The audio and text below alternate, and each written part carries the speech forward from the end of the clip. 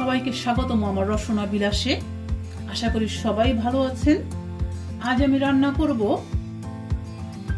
Iron ও নানাবিধ vitamin সমৃদ্ধ পুষ্টিগুণে ভরপুর কচু শাক।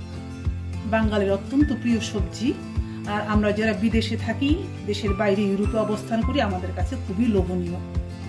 শাকগুলোকে আমি ধুয়ে কেটে পরিষ্কার করে নিলাম। গ্লাভস পরলে ভালো হয়, নাহলে চুলকানি হতে পারে। আমি গ্লাভস পরে নিয়েছিলাম। তো শাকগুলোকে আমি রসুন পেঁয়াজ দিয়ে একটু সিদ্ধ বসালাম।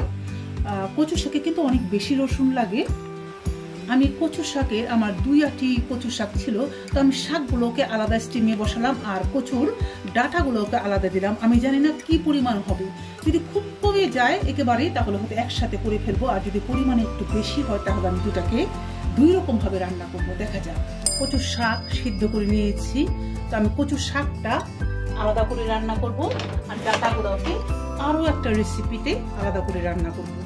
ফ্রাই প্যান বসিয়ে দিয়েছি চুলায়, এবং আমি দিয়ে দিলাম তেল বরাবরের মতো, অল্প তেল, জিরা, একটা আস্ত শুকনো মরিচ দিলাম, পেঁয়াজ কুচি করে দিলাম,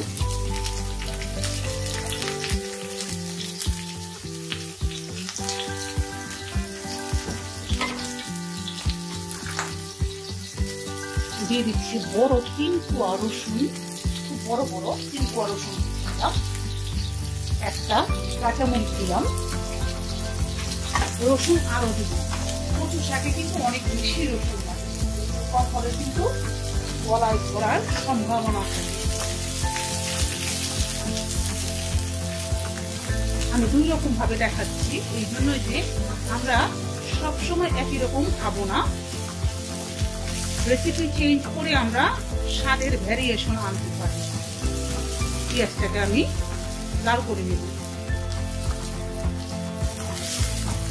পেঁয়াজটা নরম হয়ে এসছে, এতে আমি কিছু ছোট চিংড়ি দেবো। আমার ছোট চিংড়ি ছিল, ছোট চিংড়ি দিলাম। এই আইটেমটা কিন্তু আমরা চিংড়ি ছাড়াই রান্না করতে পারি, নিরামিষ। সুন্দর করে তেলে ছোট চিংড়ি আর পেঁয়াজটাকে আমি ভেজে নিলাম। আমি অনেকগুলো রসুন কুচি দিয়েছি, তারপরেও আমি আরো 1 টেবিল চামচ পরিমাণ রসুন বাটা দিলাম। এটা বাটা অথবা কুচি যেভাবেই হোক, আপনারা একভাবে দিলেই হবে। যদি বাটা না দিয়ে শুধুই কুচি দিতে চান তাতেও চলবে, আবার এভাবে 2 রকম করে দিলেও চলবে। তবে একটা কথা যে মনে রাখতে হবে, কচু শাকে রসুন কিন্তু বেশি লাগে, আর ঝালটা কিন্তু আপনারা আপনাদের পরিমাণ অনুযায়ী দিবেন। আমরা ঝাল কম খাই, তাই একটা কাঁচা মরিচ আর একটা শুকনো মরিচ দিলাম। আমি প্রয়োজনে শেষে নামানোর আগে আরো একটা কাঁচা মরিচ ভেঙে দিয়ে দেব।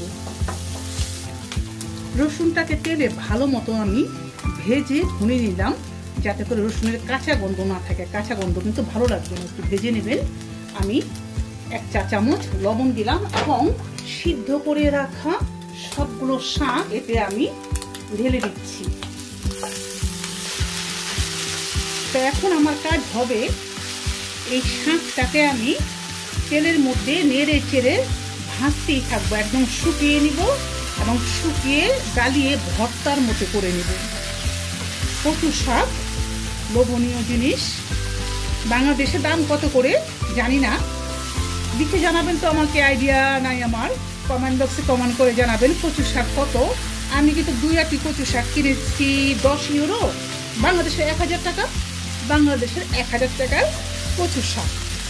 দেশের সবজি কচু শাকের দামটা কিন্তু আমাকে জানাবেন আপনারা, যারা যারা খেয়েছেন রিসেন্টলি। স্নান করলাম, এখন এটাকে আমি ভেজে ভেজে ভর্তা করে নামিয়ে নিব, এবং শেষ অবস্থাটা আপনাদের দেখাবো। তো হয়ে গেল আমার কচু শাক রান্না। দেখুন, একেবারেই শুকনা ভর্তার মতো হয়ে গেছে। অল্প তেলে কি সুন্দর হয়ে যায় রান্না। সবসময় আমি আপনাদেরকে এনকারেজ করব অল্প তেলে রান্না করার জন্য, অতিরিক্ত কোলেস্টেরল মেদ থেকে দূরে থাকার জন্য। দেখো, কচু শাক রান্না আমার শেষ। এটাকে আমি এখন চুলাটা বন্ধ করে দেবো। তার আগে আপনাদেরকে একটা টিপস দিয়ে দিচ্ছি। সাধারণত কচু শাক গলায় ধরতে পারে, বিশেষ করে কারো কারো খুব বেশি ধরে। তো সেক্ষেত্রে করণীয় হচ্ছে যে আপনি এই কচু শাকের মধ্যে এখনই লেবুর রস নিংড়ে দিতে পারেন। লেবুর রস দিলে কচু শাক আর গলায় ধরবে না। আবার এটাও হতে পারে যে এখন না দিয়ে খাবার সময় শাকের সাথে যদি আমি লেবুর রস নিংড়ে নেই তাহলে গলায় ধরবে না। আর সেই জন্যই আমি এখন লেবুর রস অ্যাড করব না। আমি খাবার সময় যদি গলায় একটু লাগে অথবা আগেই আমি শুরুতে একটু লেবুর রস নিয়ে নেব। হয়ে গেল সহজভাবে ভিটামিন পুষ্টি সমৃদ্ধ কচু শাক রান্না। আশা করি রেসিপিটি আপনাদের ভালো লেগেছে এবং আপনারা আপনাদের বাড়ির আশেপাশে আঙ্গিনায় কচু শাক পেলে কিন্তু অবহেলা করবেন না। সবাই ভালো থাকুন, সুস্থ থাকুন। আবারও কথা হবে, দেখা হবে আপনাদের সাথে।